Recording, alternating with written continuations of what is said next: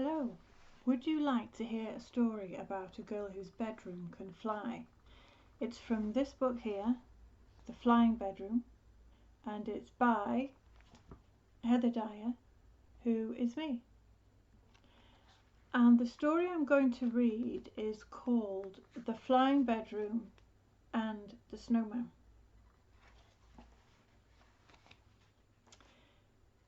Snow was falling over Abu Dhabi.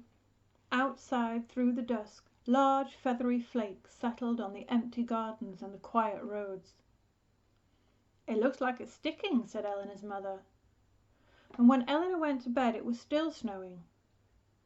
"If it carries on," said Eleanor, "will there be enough to build a snowman?" "Perhaps," said Eleanor's father. Eleanor lay awake for a long time, watching the snowflakes hurrying like moths around the streetlights, but eventually she closed her eyes and slept. And while she slept, her bedroom flew. Round and up and down went Eleanor's bedroom. Snowflakes swirled overhead. A balled-up sock rolled off the edge of Eleanor's bedroom and was lost forever. One of Eleanor's drawings blew off the wall and was carried up and away. And then down went Eleanor's bedroom until, with a bump and a long slow slide, it stopped. Eleanor opened her eyes.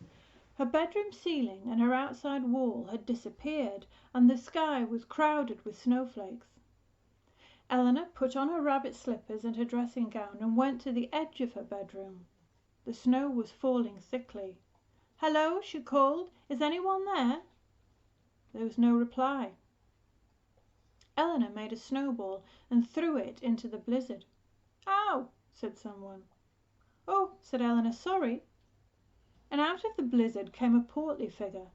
He was wearing a black top hat and a red wool scarf, and his arms were sticks with mittens on the end. He had 2 lumps of coal for his eyes, a carrot for his nose, and a pipe stuck in his mouth. "Are you all right?" asked Eleanor. "I've been worse," said the snowman.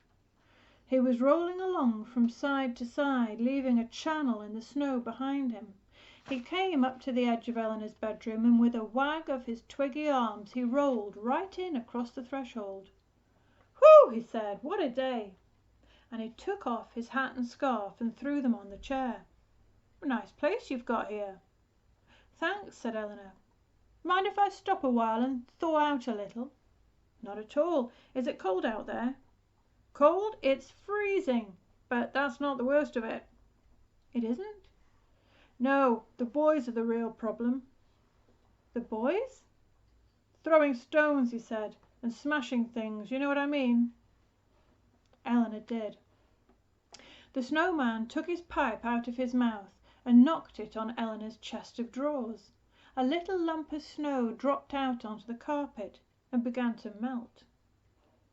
"Warm in here, isn't it?" said the snowman. His carrot nose was no longer sticking straight out, but pointing downwards. "You don't think it's a little too warm?" said Eleanor cautiously, "for someone like yourself?" She had noticed that where the snowman stood a large damp patch was spreading. "Too warm? Not at all. Good for you, a bit of heat. Sweats out the impurities."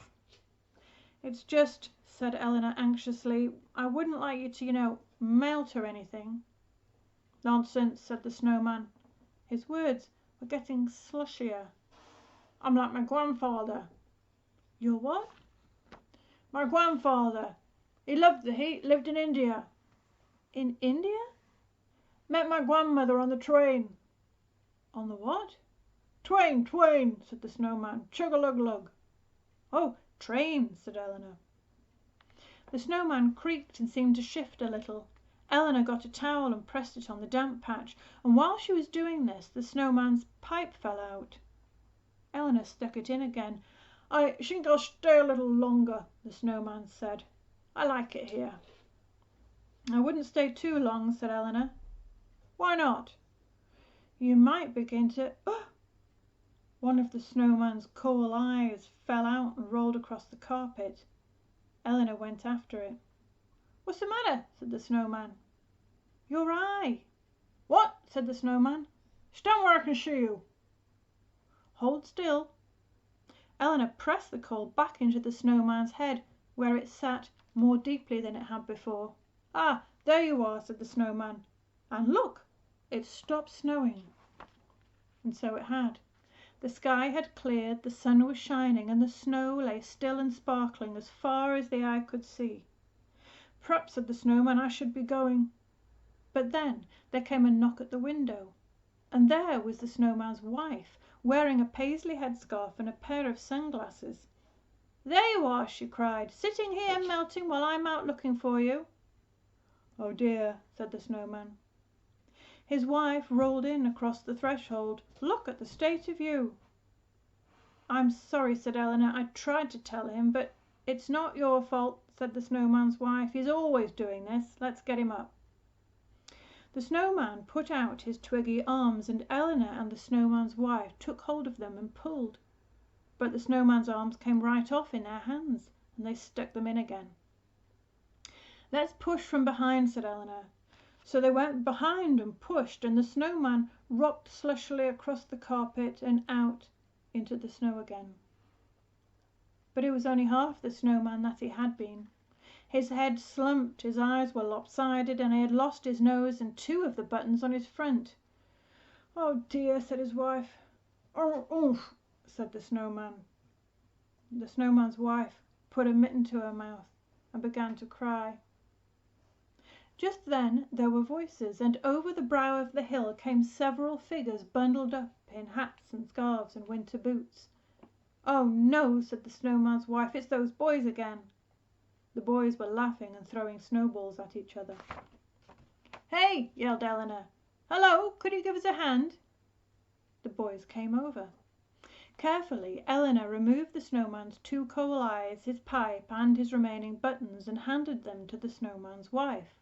Then she pulled off the snowman's twiggy arms and stood them in the snow like little trees. She picked off his remaining buttons one by one, and eventually there was nothing left of the snowman but 2 snowballs, a small one for his head and a big one for his body. "First the head," said Eleanor, and she pushed the snowman's head right off so that it fell plop into the snow, and then she began rolling it away. And as she rolled it through the snow it got bigger and rounder, and by the time she had rolled it back again it was twice the size it had been. "Now the body," said Eleanor. There they are, sorting the snowman out. The boys helped Eleanor roll the big ball in a circle. The further they rolled it, the bigger it got, and by the time they rolled it back again it was twice the size it had been. Then Eleanor and the boys lifted the snowman's head back on his body. Eleanor replaced the snowman's eyes, his carrot nose, his pipe, his buttons, and his twiggy arms, and before long the snowman was good as new, better even. "I'm a new man," said the snowman. The snowman's wife looked doubtful. "Don't you think his head's a little big?" "Not at all," said the snowman. "It's perfect. Thanks, lads." "You're welcome," said the boys, and they went off singing through the snow. "What nice boys," said the snowman's wife. "Very nice," agreed the snowman. Eleanor looked at the sky.